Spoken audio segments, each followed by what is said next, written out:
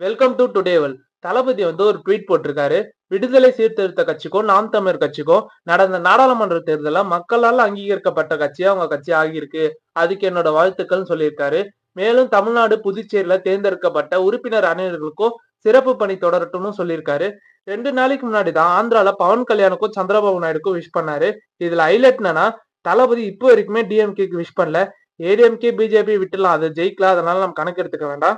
ஆந்திரால இருக்கவங்களுக்கு விஷ் பண்றாரு. நாம் தமிழர் கட்சி அங்கீகரிக்கப்பட்டதுக்காக விஷ் பண்றாரு. விசிகா டிஎம்கே கூட்டணி அவங்களுக்கும் விஷ் பண்றாரு. 40-40 எடுத்த டிஎம்கே மட்டும் தளபதி இப்போ வரைக்கும் விஷ் பண்ணல. இவங்களுக்கு எலெக்ஷன் முடிஞ்சு 2 நாளுக்கு அப்புறம் தான் விஷ் பண்றாரு. தளபதி டிஎம்கே மேல எவ்வளவு வெறுப்புல இருக்காருன்னு இதுல இருந்தே தெரியுது. அவரு மட்டும் இல்ல, தமிழ்நாடு மக்களே ஒரு வெறுப்புல தான் இருக்காங்க. இந்த எலெக்ஷன் பிஜேபி உள்ள வரக்கூடாது, எங்களுக்கு டிஎம்கே மேல பாசம்லாம் இல்ல, பிஜேபி மேல ஒரு வெறுப்பு, அதனால நாங்க டிஎம்கே ஓட்டு போட்டோம் அப்படின்னு எல்லாரும் சொல்றாங்க. இதே 2026 நடக்குமான்னு கேட்டீங்கன்னா கண்டிப்பா நடக்காது. தளபதி ட்வீட்லயே தெரியுது, இன்டைரக்டா டிஎம்கே அட்டாக் பண்றாரு. சிஎம் எலெக்ஷன்ல சரியான கிளாஷ் இருக்க போகுது. இந்த எலெக்ஷனை விட 2026 எலெக்ஷன் தான் ரொம்பவே சூடு பிடிக்க போகுது.